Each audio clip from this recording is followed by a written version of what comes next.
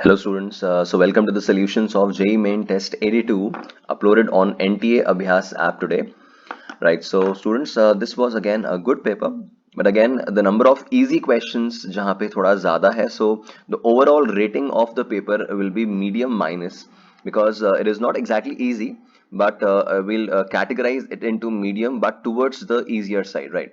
So a score around 60 to 65 plus will be a good score in this paper, and four questions I have regarded as tough. So we start with the discussion part. Right, the first question. In a Coolidge tube, the potential difference used to accelerate the electrons is increased from this value to that value. As a result, the difference between K alpha line and the minimum wavelength becomes twice. Alright. तो अगर हम minimum wavelength find out करें, तो आप देखिए this minimum wavelength lambda 1 minimum if we find out, that is equals to hc by E. ठीक है, this E को we can write that charge multiplied by the potential difference, so that is E times the potential difference. तो hc का value it is 1240 electron volt nanometer, and this value it will be 24.8 into 10 to the power 3 electron volt. So when this is solved, the result it comes out as half angstrom. Right, in the second case, when lambda 2 minimum we need to calculate for this potential, right? अब ये potential जो है ये इसका double है, तो lambda जो होगा वो और इसका half हो जाएगा, तो that is 1/4 angstrom. तो ये lambda 1 and lambda 2 minimum आ गया. Now the question says that the difference between k alpha and minimum wavelength becomes double. तो देखिए lambda k alpha अगर मैं देख रहा हूँ lambda k minus lambda 1 minimum, this is the difference between k alpha line and the lambda 1 minimum, और ये lambda k और lambda 2 minimum का difference है. तो it says second case में जो difference है इन दोनों के बीच में वो first case का double है. So accordingly your equation it is 2 times lambda k minus lambda 1 minimum को यहाँ half place कर रहा हूँ, तो this is 1, and that is equals to lambda k minus 1/4. Now when this is solved, this is lambda k and that is 1 minus 1/4, 3/4. तो lambda k जो आ रहा है that is 0.75 और unit अपना angstrom चल रहा है. So that is given in option A. So an easy question. Right, next. A nucleus with mass number 220 initially at rest emits an alpha particle. Right, तो और Q वैल्यू जो है वो रिएक्शन का 5.5 है. The kinetic energy of the alpha particle, right, तो K alpha जो होता है kinetic energy of alpha particle, it is given by A minus 4 times A into Q. मतलब this value we can see A minus 4 is 216 and A is 220 and this Q is 5.5 mega electron volt, right? So this result it will be slightly less than 5.5, which is the relevant option as 5.4. So no exact calculation is required. The answer will be 5.4. So a very easy question. Next, the velocity and acceleration of a point-like body at the initial moment are given as v naught a हमें given है. Acceleration vector remains constant, right? Acceleration जो है वो constant है, ये change नहीं हो रहा है. The minimum radius of curvature of the trajectory. Now we know that radius of curvature के लिए we write AC equals to v square by r, where r is the radius of curvature at that place and v is the speed at that place, right? तो r की value जो होगी that will be v square upon AC. Now for this r to be minimum, for this r to be minimum, this v should be minimum and this AC should be maximum. But AC जो है वो constant है. तो we know that AC maximum तब होगा जब complete AC becomes equals to A net, और ये तब होता है जब tangential acceleration becomes zero. अच्छा, tangential acceleration zero बनने का मतलब है the velocity vector is purely perpendicular to acceleration vector. इसका मतलब velocity का वो component जो acceleration के parallel है that should vanish, और velocity का केवल perpendicular component बचना चाहिए. That means AT zero हो जाएगा और complete acceleration will go with AC. तो यहाँ पे अगर अपन ऑब्जर्व करें तो ये मैंने एक डायरेक्शन तो एक्सेलरेशन की लाइन के अलोंग बना दी है और एक मैंने एक्सेलरेशन के परपेंडिकुलर बना दी है. Right, now this angle is 150, तो उसके हिसाब से ये वाला जो एंगल होगा दिस इज 30 डिग्री. तो इस v नॉट का एक्सेलरेशन के अलोंग जो कंपोनेंट आ रहा है दैट इज a cos 30, और यहां जो कंपोनेंट आएगा that will B a sin 30. तो हमें ये 8 sin 30 जो है 8 sin 30 हमें रिटेन करना है, मतलब एक्सेलरेशन के परपेंडिकुलर कंपोनेंट रिटेन करना है. और एक्सेलरेशन के अलोंग वाला वेलोसिटी कंपोनेंट वैनिश हो जाना चाहिए, तभी जाके हमें ये रिजल्ट मिलेगा और तभी आपका एक्सेलरेशन सेंट्रीपिटल मैक्सिमाइज होगा। तो ऐसे केस में if we write this r as v square upon ac, तो आप देखो v की जगह सिर्फ कौन सा आएगा, v परपेंडिकुलर वाला आएगा, बिकॉज v पैरेलल वैनिश हो गया है। तो v परपेंडिकुलर कौन सा बचा, it is 8 sin 30, 8 sin 30 is 4 square, और कंप्लीट एक्सेलरेशन ये जो है ये सिर्फ AC बन जाए तो ये AC की जगह 2 आ गया, तो that value it comes out as 8 metres. ठीक है, तो ये 8 मीटर्स ऑप्शन सी जो है वो इसमें आंसर आ रहा है। तो this was a good question here. Right, next पे चलते हैं। If a magnet is plugged into a coil then the magnitude of induced EMF does not depend upon, right, induced EMF we know it is minus n d phi by dt, right? Now minus n d phi by dt में we know that depends on the number of turns, बिल्कुल। Medium of course ये आपका mu R वाला factor है, उस पर dependency आएगी, strength of the magnet पे भी आएगी, बट द रेजिस्टेंस से ये इंडिपेंडेंट है। तो कॉइल के रेजिस्टेंस पे इंड्यूस्ड EMF का रोल नहीं रहेगा, तो it is option D. So very easy question. Next, a small conducting sphere of radius small r is lying concentrically inside a bigger hollow conducting sphere of radius capital R. फिर bigger and smaller sphere are charged with capital Q and small q. तो अब ये scenario है that we have this smaller sphere and ये bigger sphere, इसका radius और ये हमें गिवन है, इस पे चार्ज स्मॉल q है, इस पे कैपिटल Q है। Now this is a direct result, definitely mains and advance की प्रिपरेशन करने वालों को रिजल्ट ध्यान रहता है कि जो इन दोनों में पोटेंशियल डिफरेंस होता है that is independent of the charge on the outer shell. तो ये जो पोटेंशियल डिफरेंस आता है that is K Q multiplied by 1 upon inner radius that is 1 by R minus 1 upon outer radius that is capital by are.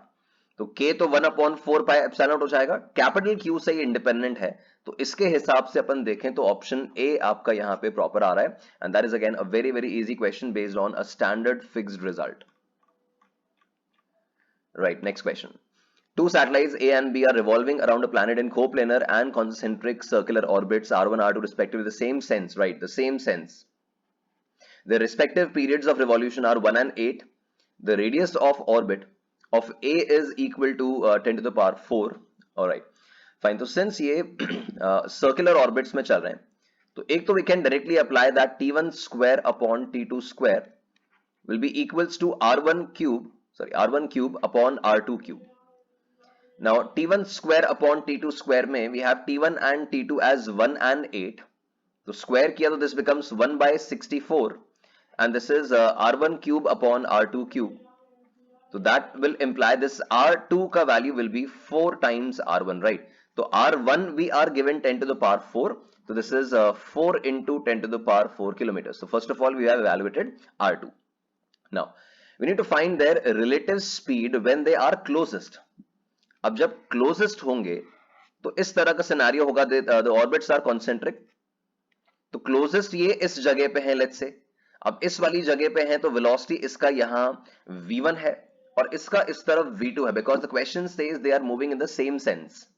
अगर opposite sense होता तो closest में relative velocity v1 plus v2 होता, but since ये यहाँ same sense में जा रहे हैं तो आपका रिलेटिव वेलोसिटी जो होगा that will B v1 minus v2, right? अगर इसको मैं v1 ले रहा हूं और इसको v2 ले रहा हूं तो v1 माइनस v2 हमें निकालना है, रिलेटिव स्पीड निकालनी है। तो पहले of course upon v1 v2 निकालेंगे, तो यहां से v1 की वैल्यू जो आएगी that is 2 pi r1 upon time, है ना? दैट यूनिफॉर्म मोशन है, constant sorry uniform circular motion है, तो स्पीड जो होगा that is distance upon time, तो 2 पाई r1 अपॉन t1, आप देखिए T1 जो है दैट इज 1, R1 का वैल्यू 10 टू द पावर 4, तो उसके हिसाब से ये वैल्यू आ रहा है 2 pi into 10 to the power 4 kilometre पर hour. This is V1। Similarly V2 जो है this is 2 pi R2 upon T2, यहाँ पे T2 की जगह 8 प्लेस कर रहा हूं, R2 की जगह अपन ने जो वैल्यू निकाला है वो प्लेस करें, तो V2 की वैल्यू आपकी आ रही है pi into 10 to the power 4 kilometre पर आवर। अब मुझे रिलेटिव स्पीड निकालना है, तो v12 जो होगा that is v1 minus v2, तो this v1 minus v2 it comes out as pi into 10 to the power 4 kilometres पर hour which is given in option A. This was a good question, not that much difficult, but हाँ आपको एक relative speed का concept भी apply करना है और radius evaluation भी करना है। Next, 2-point charges plus q and minus q having masses m and 2m respectively are projected from the same point with velocity v in the region of uniform magnetic field such that the velocity makes an angle theta with the magnetic field. तो velocity theta angle बना रही है, अगर angle 0, 180, 90 नहीं है तो helical path पे आ जाएंगे. If we neglect the mutual interaction between the particles, distance from the point of projection where they will meet again, all right, where they will meet again for the first time. तो ऐसे case में if we find the time period of these particles, तो time period we know it is independent of speed and all, so it is 2 pi m by qb. This is the time period for the first particle. और second वाले का देखें तो it is 2 pi, mass की जगह we have 2m upon qb, charge वही है. So this value it is twice of t1, right? तो it means that कि जितनी देर में second particle एक revolution complete करेगा, उतनी देर में first particle जो है वो 2 revolutions cover कर लेगा. First वाले का time period कम है ना, तो it is covering a circle in lesser time. तो second वाले का time period double है, तो the time in which second particle covers 1 revolution वो 2 revolution कर लेगा. तो of course जब 1 के 2 revolution हो जाएंगे और जब 2 का एक revolution होगा, then they will meet again. So we can say that they will meet again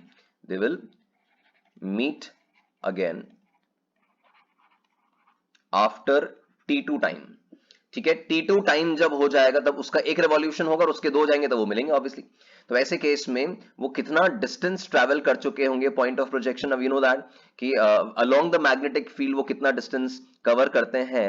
that distance it is given by v parallel into time. v parallel मतलब the component of velocity along the magnetic field. तो component of velocity along the magnetic field is v cos theta, because point of projection से तो इनको ये velocity का parallel component ही आगे ले जाएगा जिसके थ्रू आप पिच इवैल्यूएट करते थे ना हेलिकल पाथ. तो v parallel into time, time की जगह we will have t2.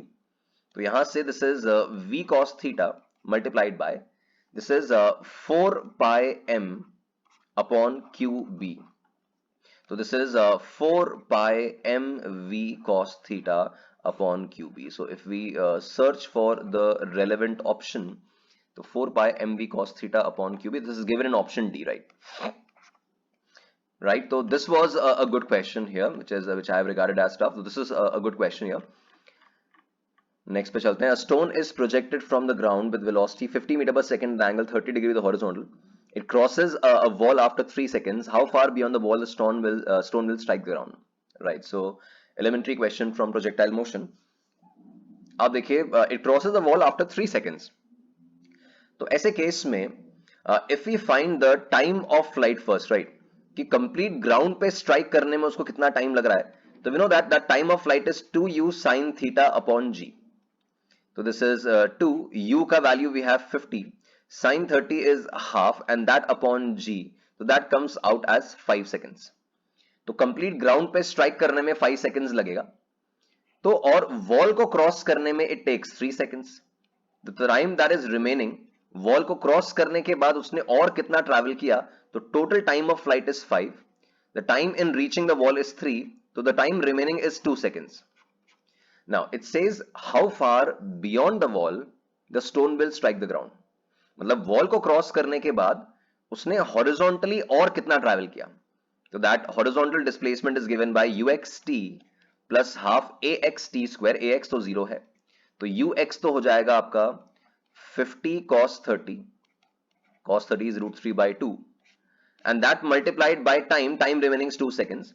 So this is 50 into 1.73, right? तो अब ये अपन मल्टीप्लाई करें तो it comes out as, I think it will be 86.5. वो डेटा के हिसाब से अपन देख सकते हैं कि 86.5 आपका आंसर आएगा.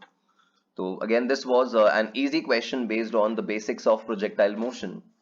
राइट, नेक्स्ट पे चलते हैं. 9th question. What is the maximum value of force F such that the block shown in the arrangement does not move? Fine, a very routine language. देखिए, ये move तब करेगा limiting condition में when the driving force which is F cos 60, this becomes equals to your Fs max which is mu s n. तो limiting case में ये equal हो जाएगा. In that case the block will start moving at the verge of sliding, right? तो F cos 60 it will be F by 2 cos 60 half रख दिया. Mu S का value we are given 1/2√3. Normal reaction यहां पे जो आएगा that will be mg plus f sin 60, right? F sin 60. So accordingly, now we have this f by 2. Now this is equals to 1/2√3. mg में mass is √3, right? So this is √3 times g plus sin 60 is √3 by 2. This is √3 f by 2. इसको अपन solve करें तो ये √3 further cancel हो रहा है and we have the result as f by 2 minus f by 4. This is f by 4 and that is equals to g by 2 which is 5. तो यहां से f का वैल्यू जो आ रहा है that is 20 Newton. So a very straightforward question based on the basics of friction.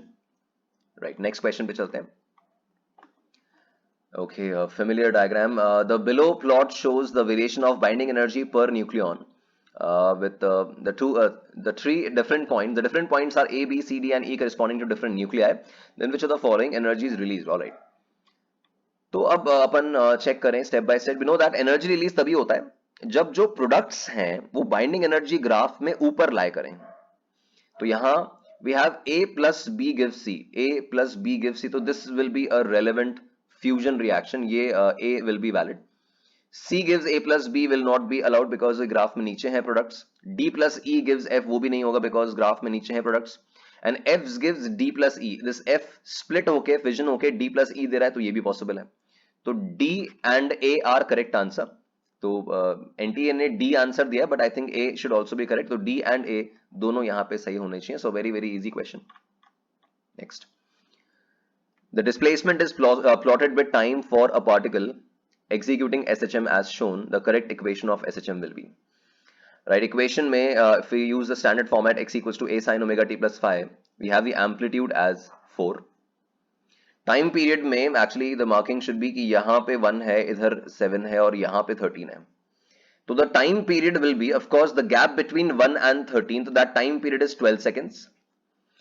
Omega जो होगा that is 2 pi by capital T because same phase में होने के बीच में जो टाइम गैप होता है वही टाइम पीरियड है. तो omega is 2 pi by capital T. तो वहां से आपका ओमेगा तो आ रहा है पाई बाय 6 रेडियन पर सेकंड, राइट. ऐसी एम्पलीट्यूड देखें तो वी हैव 4. तो we have a sin omega t plus 5 में a हमें मिल गया है और एक ओमेगा हमने निकाल लिया. We need the value of 5. Now observe that कि टाइम जीरो पे ऑब्जेक्ट का जो x कोऑर्डिनेट है वो -2 है.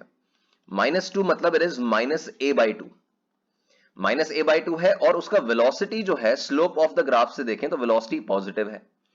तो टाइम जीरो पे ऑब्जेक्ट -a/2 पे है and it is moving towards the positive x direction, right.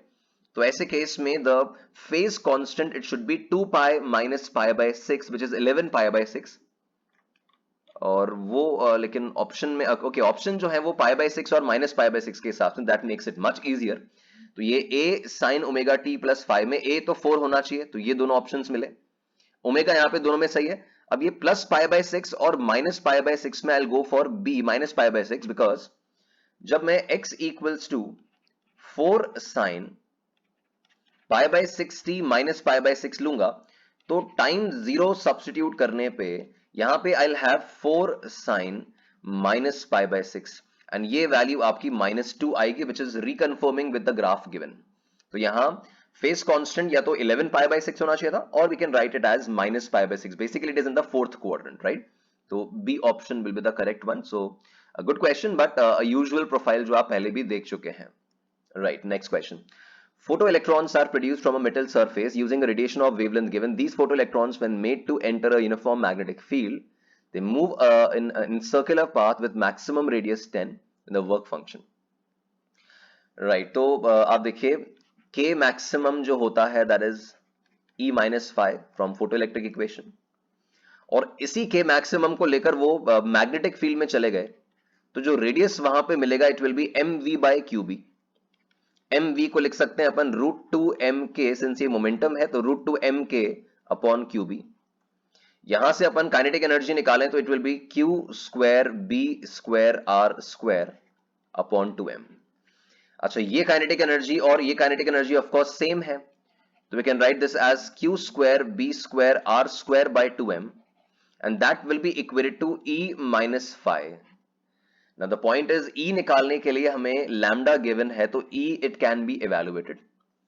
Then since electrons की बात हो रही है, photo electrons they enter the field, तो charge electron का आ जाएगा. B का value is given, radius का value is given 10 mm, mass of the electron हमें पता है वो हम substitute कर लेंगे, and accordingly from here phi can be calculated.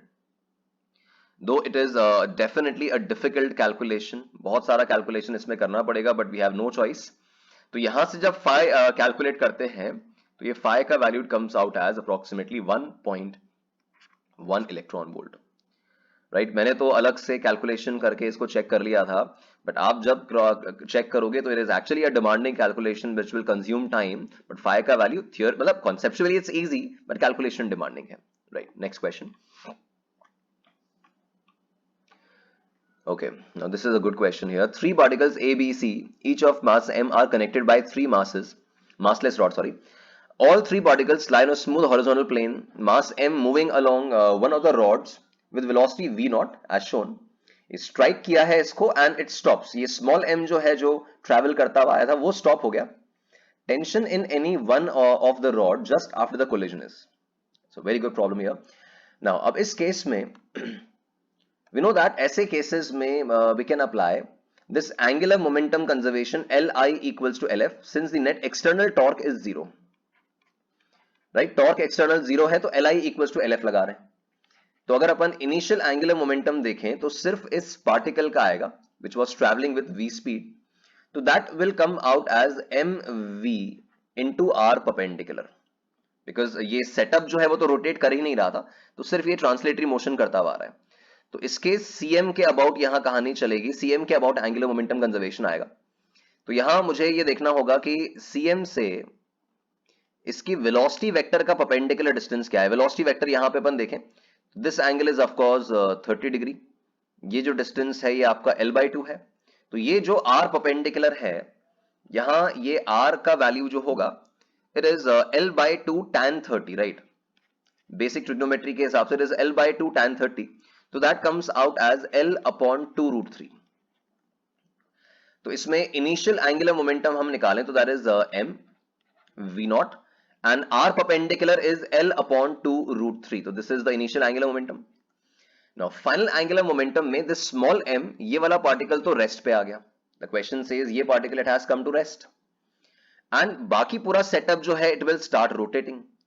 तो फाइनल एंगुलर मोमेंटम जब हम पूरे सेटअप का लिखेंगे तो that'll be ICM into omega. तो पूरे सेटअप का पहले हमें मोमेंट ऑफ इनर्शिया CM के अबाउट निकालना होगा. अब सिंस एक्सिस सेंटर से पास कर रहा है परपेंडिकुलर टू द प्लेन, तो ICM के लिए मोमेंट ऑफ इनर्शिया के लिए हमें mr स्क्वायर मतलब ये डिस्टेंस निकालना पड़ेगा. दिस वन लेट्स से अगर इसको मैं d मान रहा हूं तो मोमेंट ऑफ इनर्शिया जो आपका आएगा ICM that will B 3 times md square. Perpendicular distance axis का पार्टिकल से ये d है तो 3 times md square, this is 3m. ये d इसी ट्रायंगल में आप ट्रिग्नोमेट्री अप्लाई करो तो this d will come out as l/√3. Right, l/√3 का स्क्वायर. तो उसके हिसाब से this total value it comes out as I think it is ml square only, है ना. ml स्क्वायर बाय 3 कैंसिल हो गया. राइट, तो if we substitute this is in li equals to lf, तो we have mv naught l upon 2√3. This is li and that is equals to lf. ICM is ml square into omega. So that will give you the value of omega as, यहां से omega की value जो आ रही है this is m cancel हो गया and this is v naught upon 2√3l. I think it's correct. Right, तो omega निकाल लिया. अब सिंस ये कंप्लीट सेटअप रोटेट करेगा तो all the particles will be performing a circular motion about the axis passing through CM. Oh, that's CM. तो इसमें अपन देखें तो ये यहां पे अगर इस पे टेंशन लग रहा है T, यहां पे इस पे टेंशन लग रहा है T, तो इन दोनों T का जो रिजल्टेंट है that is towards the centre which is providing the centripetal force. Right, तो टोटल सेंट्रीपिटल फोर्स जो उस पार्टिकल पे होगा that will B 2t cos 30. t cos 30 यहां से ये 30 डिग्री एंगल है तो t cos 30 एंड t cos 30 सेंटर की तरफ आ रहा है.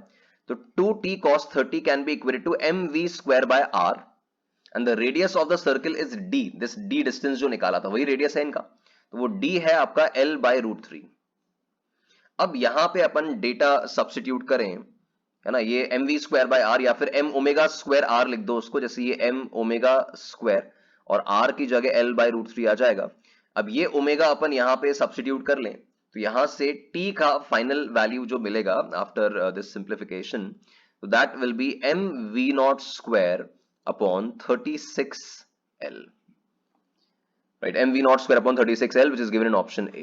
So this was a very good question जहां angular momentum conservation भी यूज हो गया, moment of inertia भी evaluate करा लिया, circular motion भी apply करा लिया. A very good question.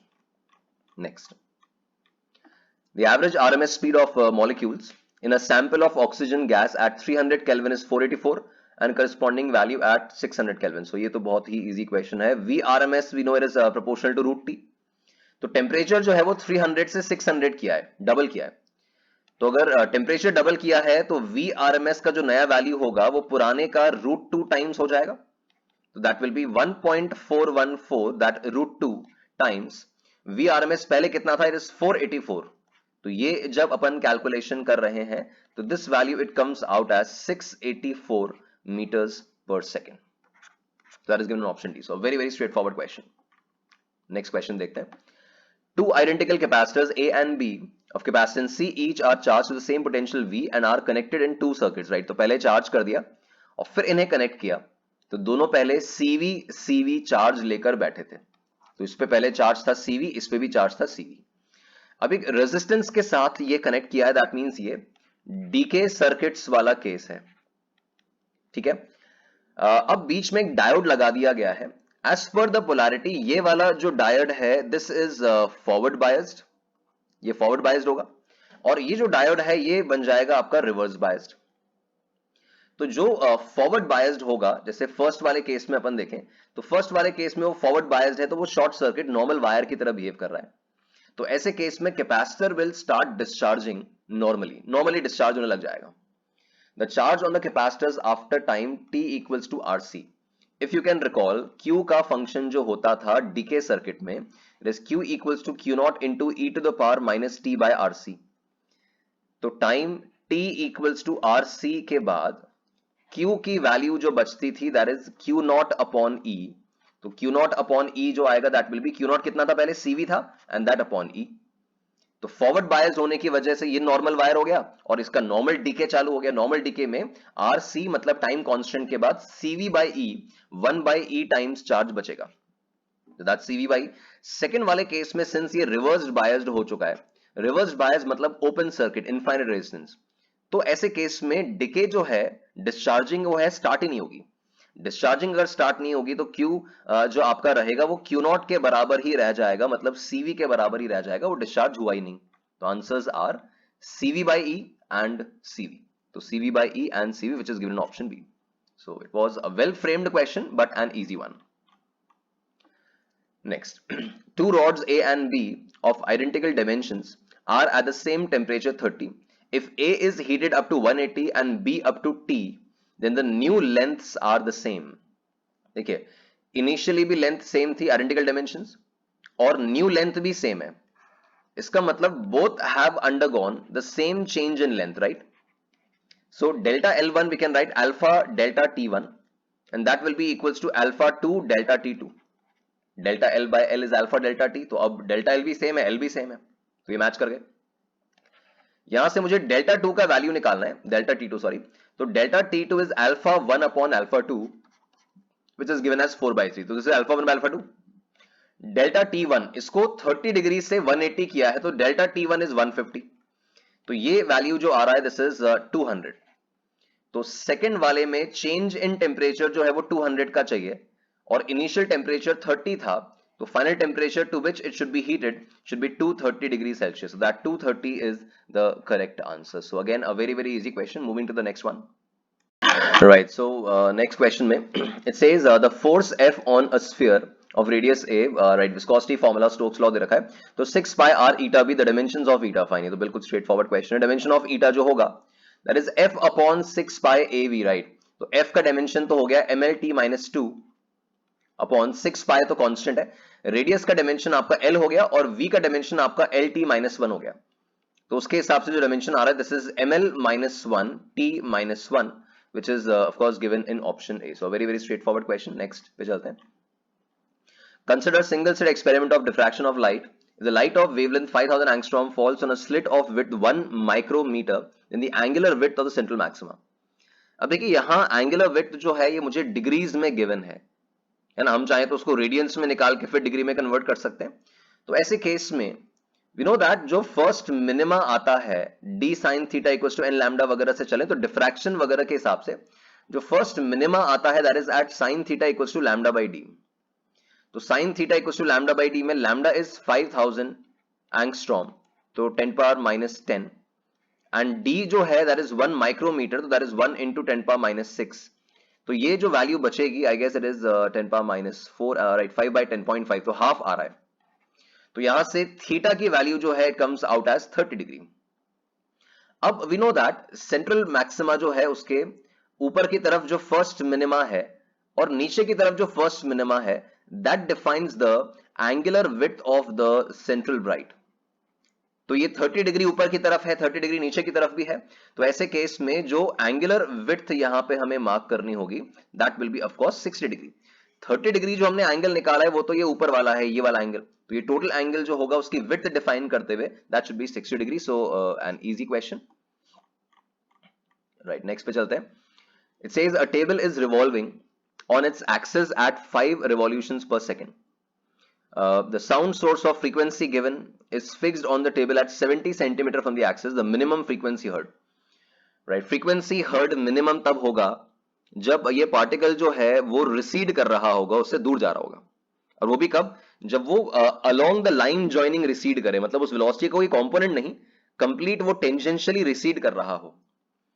तो ऐसा कुछ सिनेरियो बनेगा कि ये अगर टेबल है, यहां पर वो पार्टिकल है और ये पार्टिकल ऑफ कोर्स सर्कल में घूम रहा होगा, और इधर मान लीजिए ऑब्जर्वर है, तो इनका जो लाइन जॉइनिंग है उससे डायरेक्टली रिसीड करता हुआ जब वो जाएगा तब the frequency heard will be minimum. तो अपन पहले वही निकाल लेते हैं that v equals to omega R. उसका v निकाल लेते हैं कि वो कितनी स्पीड से जा रहा है सर्कल में. तो ओमेगा तो टेबल वाला ही आ जाएगा, दैट इज 5 रिवॉल्यूशन पर सेकंड. तो ये तो रेडियन पर सेकंड में कन्वर्ट कर दिया. Added to radius, radius is 0.7. तो इसको अपन सॉल्व करेंगे. 22/7 अगर रखेंगे तो 7 कैंसिल होगा, 0.110 ये गया, तो दिस इज 22 मीटर्स पर सेकंड. राइट, अब रिसीडिंग वाला केस है और मिनिमम फ्रीक्वेंसी निकालना है. तो आप देखो this is f not times v, since observer rest पे है और सोर्स मूविंग है और फ्रीक्वेंसी घटानी है, मिनिमाइज करनी है, तो डिनोमिनेटर बढ़ा दिया, v प्लस vs कर दिया. तो that comes out as 1000 into 352 speed of sound upon this is 352 plus 22. So this value it is coming out as 352 upon 377 and that multiplied by 1000. और वैल्यू अपन check करें तो ये देखिए ना तो 1000 के इक्वल हो सकती है ना 1000 से ज्यादा हो सकती है. 352 बहुत ही कम हो गया, इतना डिफरेंस इस रेशियो से लग नहीं रहा है, तो वो डिफरेंस केवल ये 941 आएगा. आपको एग्जैक्ट कैलकुलेशन की रिक्वायरमेंट नहीं है, it is option C. Right, next question पे चलते हैं. It says a ball suspended by a thread swings in a vertical plane so that its acceleration in the extreme position and the lowest position are equal. Right, तो ऐसे case में जब particle यहां extreme position पे होता है, जब उसकी स्पीड 0 होती है, उस समय जो उसका एक्सेलरेशन होता है वो सिर्फ at के बराबर होता है, because ac v square by r, speed 0 तो ac 0. तो at जो यहां पे होता है that is g sin theta. Of course you must be remembering the results. और यहां जब लोएस्ट पोजीशन पे होते हैं तो लोएस्ट पोजीशन पे आपका at 0 हो जाता है, तो जो भी एक्सेलरेशन होता है वो ac होता है, which will be written as v square by l. Now, अब यहां एक्सट्रीम पोजीशन से अगर इसको रिलीज करेंगे इनिशियल और फाइनल तक जब वो पहुंचेगा, तो applying the energy conservation we know that v square जो होगा दैट इज 2gh, और h जो ऐसे डायग्राम्स में होता है that is l minus l cos theta. तो यहां से मैं फाइनल वाली जो पोजीशन है ना, लोएस्ट पोजीशन, वहां का v स्क्वायर बाय l निकाल लूं, तो that is 2g into 1 minus cos theta. This is v square by l. Now it says कि lowest position पे जो acceleration है और extreme position पे जो acceleration है they have become equal in magnitude. Equal in magnitude का मतलब ये कहना चाह रहा है कि v square by l जो है that has become equal to g sin theta. ये v square by l यहां का centripetal है और ये इधर के tangential g sin theta से equate करने को कहा गया. नाउ उसके हिसाब से v स्क्वायर बाय l तो ये रहा, this is 2g into 1 minus cos theta and that is equal to g sine theta. g is cancelled out. 1 minus cos theta जो है उसको मैं 2 साइन स्क्वायर थीटा बाय 2 लिख सकता हूं and that is equal to sine theta. Sine theta जो है that is 2 sine theta by 2 cos theta by 2, right. अब इसमें साइन थीटा बाय 2 आपका कैंसिल हो गया, एक 2 कैंसिल हो गया, तो we have this tan theta by 2. tan theta by 2 it is coming out as half. तो यहां से आपका थीटा का वैल्यू जो आएगा that is 2 times tan inverse half. वो tan इनवर्स में कन्वर्ट किया तो ये 2 टाइम्स tan इनवर्स हाफ आपका रिजल्ट आ रहा है which is given in option A. So this was a good problem जिसमें AC/AT का कॉन्सेप्ट भी यूज हो गया और आपका एनर्जी कंजर्वेशन भी अप्लाई हुआ. Next. Right, so in the next question, it says the resistance of each straight section is R equals to 2 ohm and we need to find the equivalent resistance. We need to find the equivalent resistance, right? तो ऐसे case में this circuit it can be redrawn in this way. अब यहाँ पर ये जो junction होगा as per the input output symmetry, यहाँ जंक्शन पे there will be no current splitting. तो this junction it can be remove like this. यहां से इसी को अपन यहां से डायरेक्टली इधर ज्वाइन कर सकते हैं और यहां से इसको मूव करके ऐसे ज्वाइन कर सकते हैं बिकॉज करंट स्प्लिटिंग नहीं है इनपुट आउटपुट सिमेट्री के हिसाब से. बाकी portion of the network is very easy. This part is in series with this one, this is in series with this one, फिर पैरेलल में, वो सब इजी है. बट जंक्शन पे करंट स्प्लिटिंग नहीं होगा because of input output symmetry, तो ये ऐसे हो जाएंगे. तो this network can be redrawn in this form, right. अब दिस आर एंड आर का series combination is 2R, then R and R series combination 2R, 2R and R का parallel combination will be R. Same इस block के साथ भी वही होगा. Then this R and R they are in series, so this is 2R.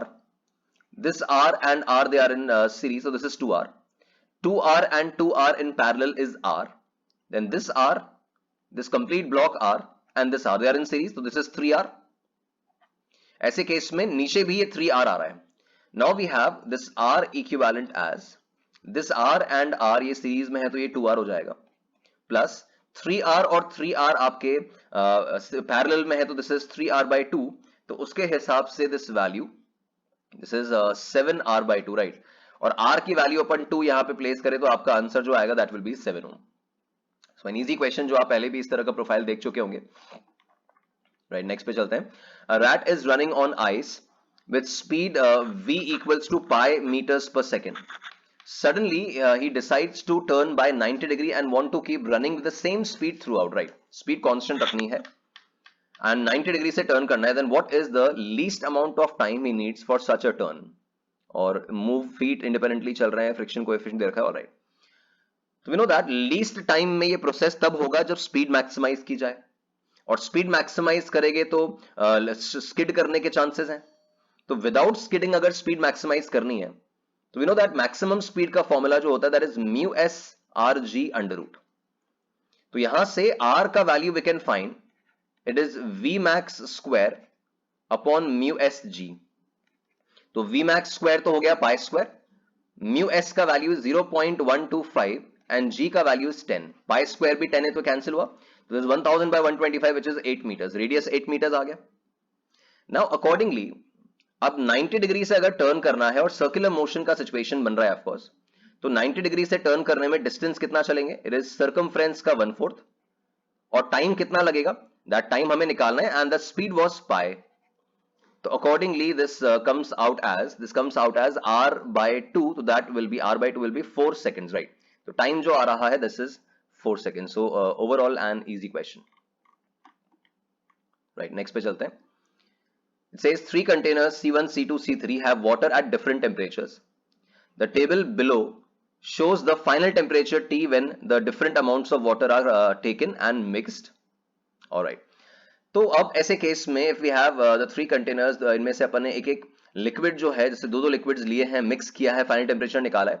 तो ऐसे case में जब principle of calorimetry heat loss बराबर हीट गेन लगाया जाता है, I think you must be remembering that final temperature जो ऐसे केस में आता है that is m1 t1 plus m2 t2 upon m1 plus m2, right. वैसे it is m1 s1 t1 plus m2 s2 t2 upon m1 plus m2 इस तरह से result बनता था, बट ये अपन ऐसे बना सकते हैं बिकॉज वाटर है, सबका स्पेसिफिक हीट 1 है, वो हटा दिया. तो ऐसे केस में अपन सारे केस की अगर इक्वेशन बनाएं तो फर्स्ट केस में आप देखो वाटर लिया ये 1 लीटर एंड 2 लीटर, टेम्परेचर्स इनके मान लेते हैं T1 T2 एंड T3। तो M1 T1 that is 1 times T1 plus M2 T2, second कितना लिया है 2 लीटर लिया है तो मास भी 2 ले लेते हैं, और T2 temperature, and that is equals to M1 plus M2 उधर रखते हैं तो M1 plus M2 is 3 and final temperature जो यहां मिला दैट इज 60, है ना। ये फाइनल टेम्परेचर को अपन 60 लिख सकते हैं, this is the final temperature. तो यहां से मेरी फर्स्ट इक्वेशन बन रही है T1 plus 2 T2 and that is equals to 180, तो that is the first equation. In the same way second, third and fourth data को भी हैंडल करना पड़ेगा। तो सेकंड डेटा क्या है, it is 1 times T2 plus 2 times T3 and that is equals to 3 times 30, है ना। ये मैं सिर्फ यहाँ T1 T2 T3 और T सब्स्टिट्यूट कर रहा हूं, तो इक्वेशन बन गई T2 प्लस 2 T3 इक्वल्स 90, तो that becomes your second equation. फिर थर्ड रो को अपन देखें तो इसमें T1 और T3 की बात हो रही है, तो 2T1 M1 T1 plus 1 times T3 and that is equals to M1 plus M2 3 times 60, तो ये जो रिजल्ट बनेगा it will be 2T1 plus T3 and that is equals to 180, that becomes your third equation.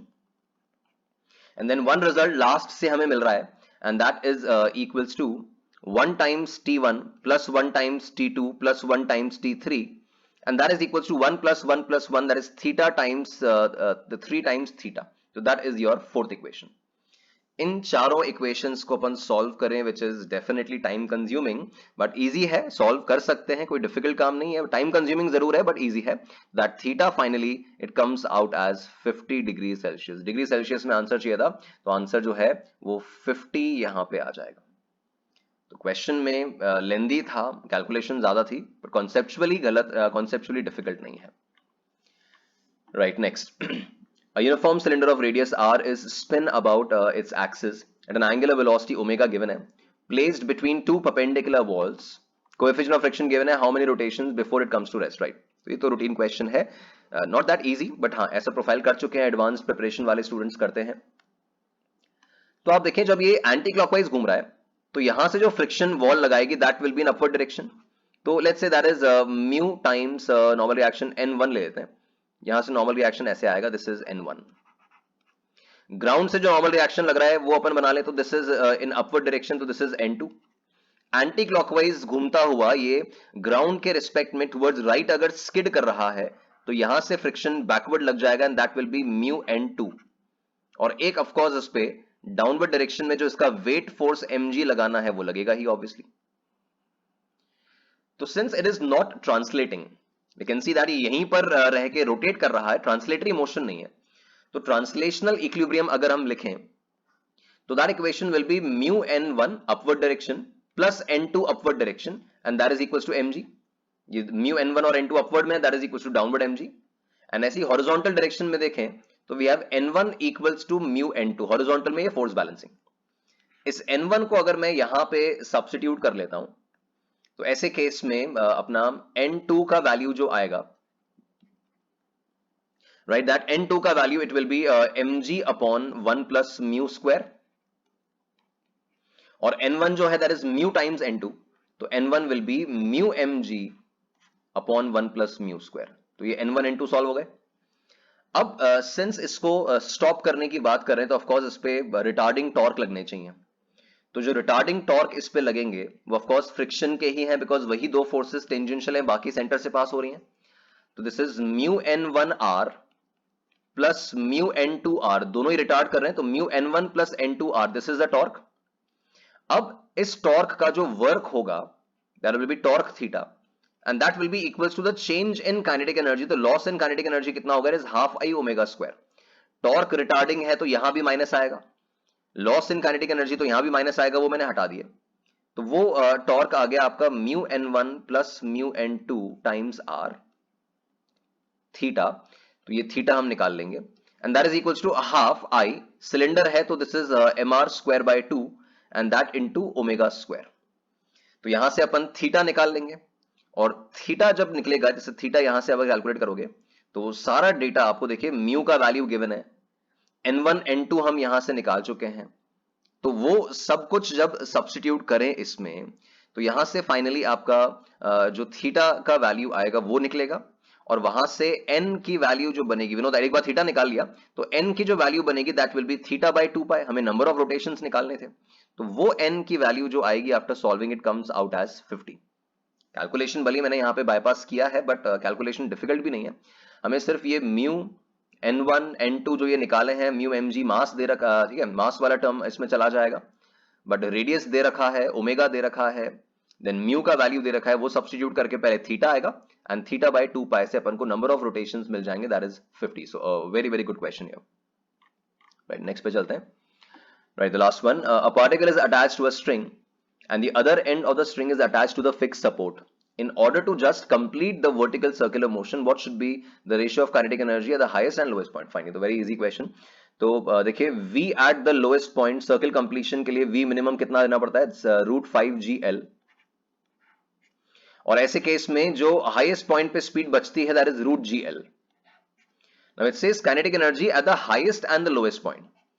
तो kinetic energy at the topmost point upon kinetic energy at the lowest point is half m v square, half m v square में half m cancel हो जाएगा, तो topmost point का v square तो हो रहा है gl, और इसका v square हो जाएगा 5gl, तो this comes out as 1/5, तो that ratio it comes out as 0.2। इसका आंसर जो है that is 0.2। alright students, so as I said, paper में काफी सारे क्वेश्चंस ऐसे थे which were quite easy, जिसमें आप टाइम भी सेव कर सकते हैं और स्कोरिंग भी है। तो इफ स्मार्टली अगर इस पेपर को मैनेज किया जाए तो score around 65 is achievable. Good students can further score around 75 to 80 marks, but हाँ इसमें कुछ क्वेश्चंस डिफिकल्ट भी थे जहां कैलकुलेशन डिमांडिंग थी। Right, so we will meet again with the solutions of next JEE Main Test 83 tomorrow। So thank you students।